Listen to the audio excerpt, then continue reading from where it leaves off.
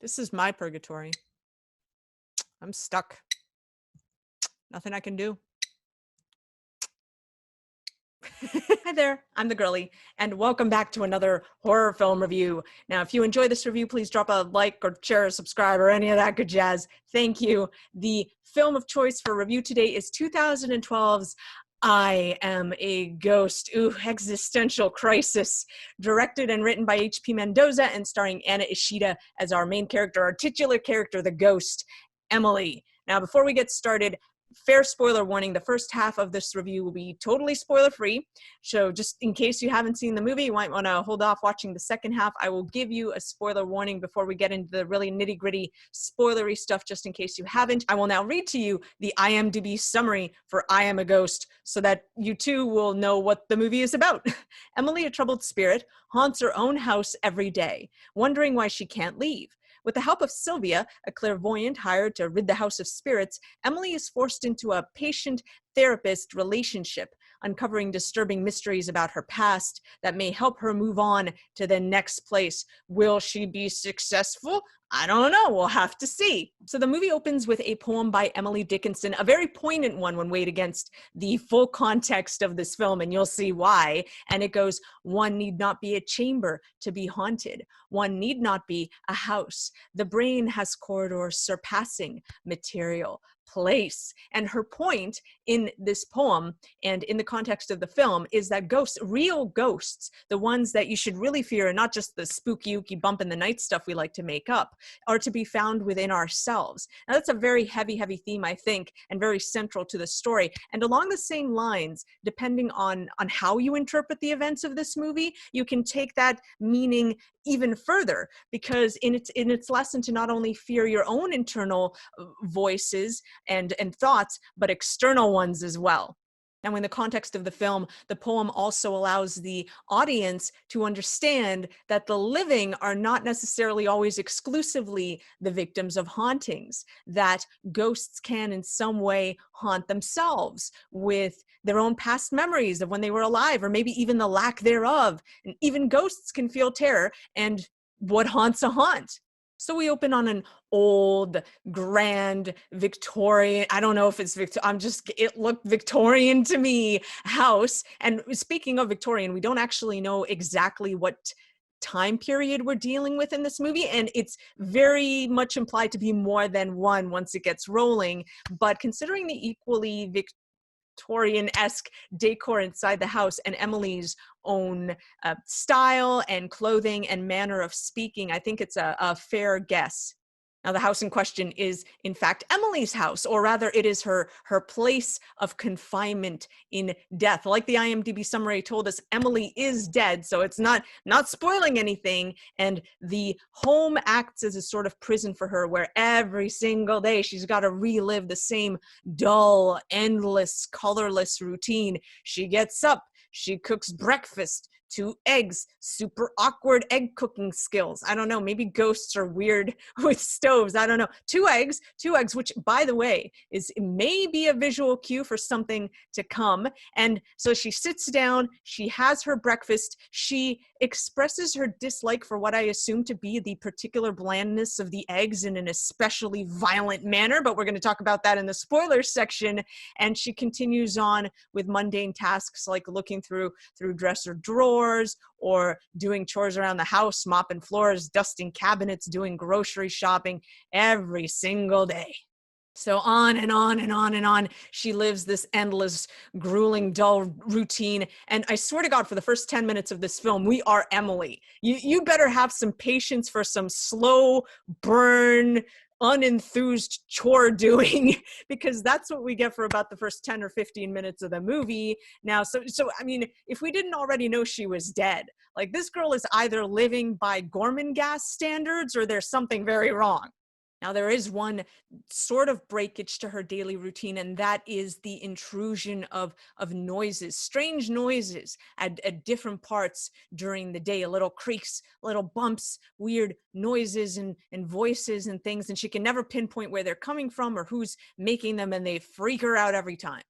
So I will say this about the movie, and that is whatever we take away from it, whatever I took away from it, or you will, I think the movie expects the audience to glean a lot of the significance themselves, because the movie is very light on almost everything. It's very light on dialogue. It's very slow burning, especially at that beginning that we had to sit through. Very dependent on building this very predictable atmosphere and environment, which is again communicated through Emily's equally very predictable daily routine. And we're stuck there right along with her. She is what we feel. The look on her face, that's us dying on the inside during that slow burn, repetitive, boring routine. So I feel like that's the movie's way of painting Emily's experiences and her emotional and mental state for us right out the gate.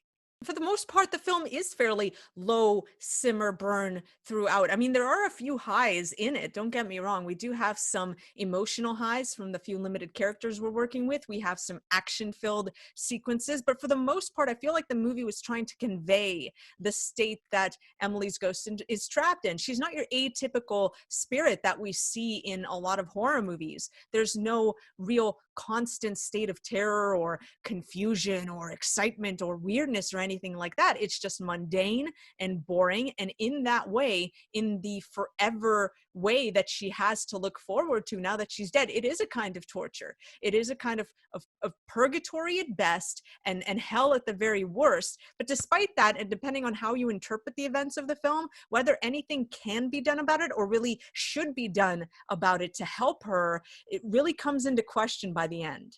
Overall, I would recommend this movie if you enjoy a more slow, ponderous, character-driven experience about this poor woman who is now a ghost and how she comes to grips with it emotionally and mentally, and whether or not she can get help working her way out of it. It's not your atypical horror film. You're not going to find endless jump scare. There's no cats jumping out of the dresser cupboard at her. Don't worry. There is like one little bitty jump scare in it, but it's very, very well executed. Really, once the frights begin, despite the sort of the lower budget nature of this film, it's really very well executed. And that said, having said I recommend it, I can't think of anything else I could really address without getting directly into the spoilerinos. So there you go. Here's your spoiler warning before we get super in depth. 1, 2, 3 spoilery. Here we go. Man, I don't know how badly I would have to screw up egg cooking in the morning, where my natural response to tasting the eggs would be, oh, it's so bland, I gotta violently stab myself in my own hand to punish myself. How dare you cook such shit eggs? I mean, obviously that's not why she does it. We actually come to learn that she engages in several moments of self-harm that are a part of this daily routine that she's stuck in, which makes it even worse. Damn, she's got to stab herself in the hand over and over again, slam her forehead into the bathroom vanity mirror. She's not having fun in the afterlife, man. How do I take these parts out? I could do with the mundanity. I just stop making me stab myself over and over.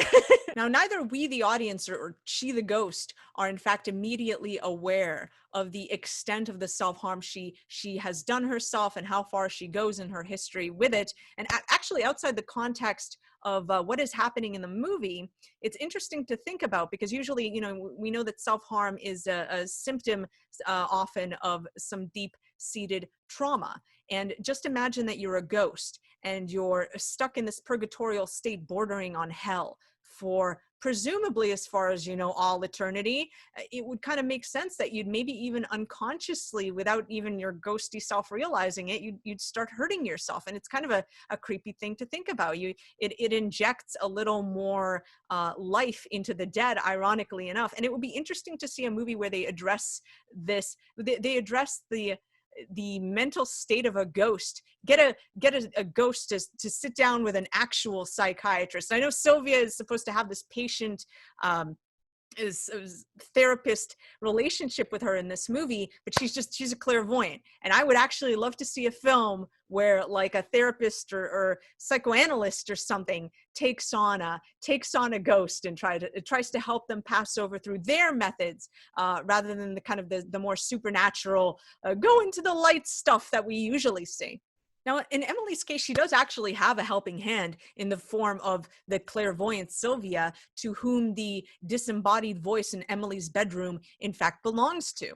See, Emily is dead and lives in her home routine afterlife, but outside of that, back in the living world, time has moved on without her. And so parallel to her reality is now this overlapping reality of the living, of the family now living in her home, and she can't see them and they can't see her, but things move around, lights turn off, they turn off, bumps in the night, etc. So they hire Sylvia to try to help Emily move on.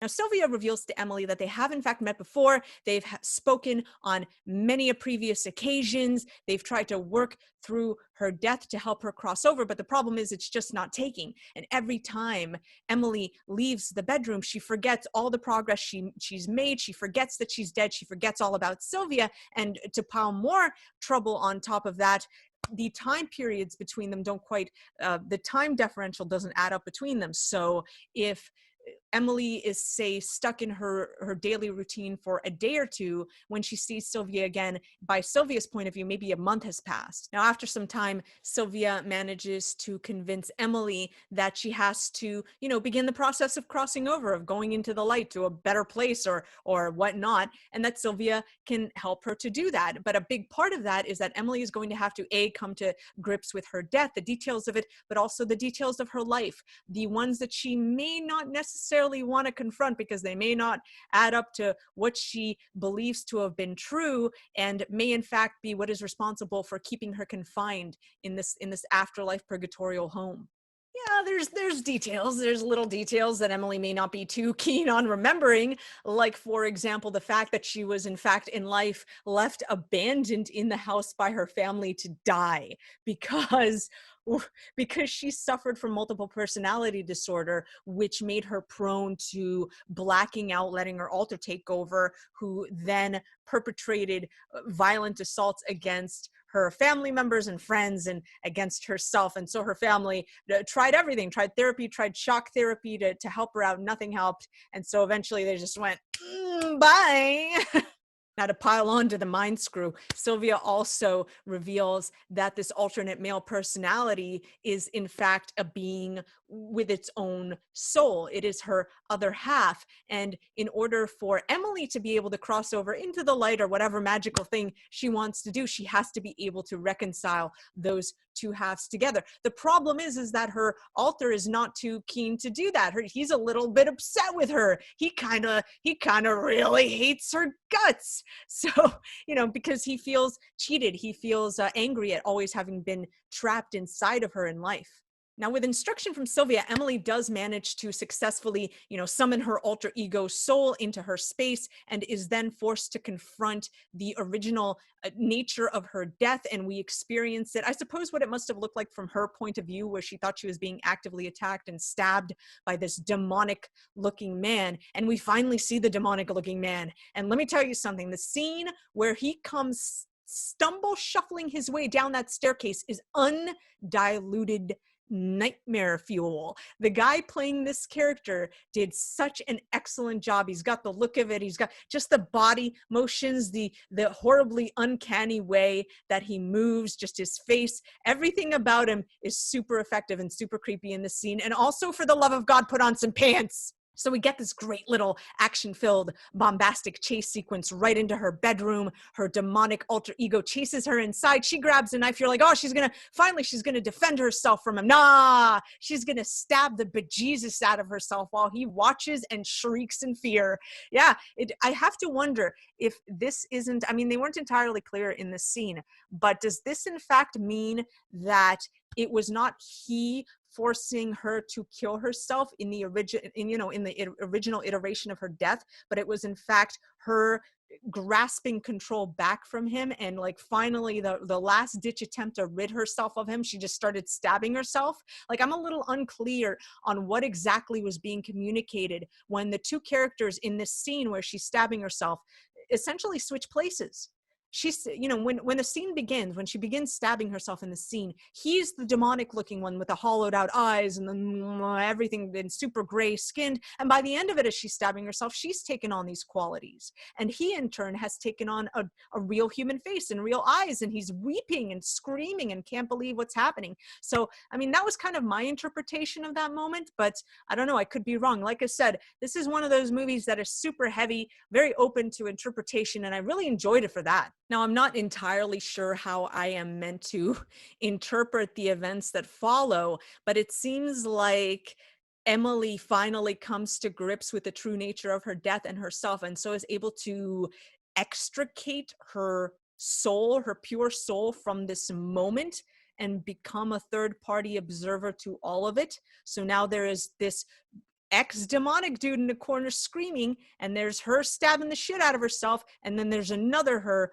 watching all that, and that other her is now her core. It's the true self of her. And she begins to hear, over all this din and ruckus, Sylvia's voice calling out to her, and so she begs Sylvia for help. What do I do? What do I do? And Sylvia tells her to go into the light, and she keeps repeating, go into the light, go into the light, over all the noise. The problem being that there is no light. There is no light anywhere. There's just this ever encroaching, with every passing second, black, smoky, nothing void.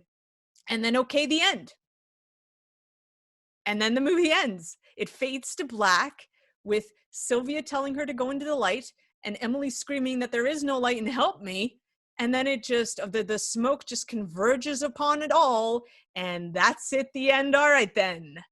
So here's where I think opinions will vary as to what we're meant to take away from what the heck just happened, what was going on in this movie. Now, I have my own opinion based on just my own personal speculating throughout the movie, and also the poem by Emily Dickinson at the beginning. And my speculation is thusly: I think Sylvia is an asshole. Oh yeah, I don't think she is some goody I'm gonna help you cross into the light, oh I love Jesus kind of situation happening here. Nah, I think she is paid good hard cash, good hard dollary dues to rid people of hauntings, and that is exactly what she does through any means necessary. I mean, there are instances in the movie where I mean, you could interpret them that a little more charitably towards Sylvia, but I chose not to. There's instances where she doesn't communicate actively with Emily, despite showing that she could previously, or she flat out lies about certain circumstances. For example, there's a moment during one of their meetings where she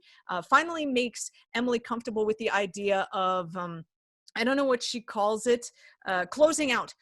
She calls it closing out, where the two have to physically be in the same place at the same time. And that apparently wraps up the meeting and allows Emily to retain her ghost, like her memories of their meetings, which is something that they have not been able to do so far. Every time Emily has tried to close out with Sylvia by inhabiting the same place, something about it deeply scares Emily and she runs out. And so Sylvia has been unsuccessful all this time. And I thought to myself, why is it so, why is she so scared? Why is she so scared of that moment? And then she finally convinces her to do it. And she promises, no, it's totally not uncomfortable. Doesn't hurt. I've done it a million times. And yet we plainly see that it's a deeply traumatic moment for Emily. It does seem to cause her pain. It does seem to traumatize her. So at that point, I was like, I think okay, wait a minute. I think this girl's shady.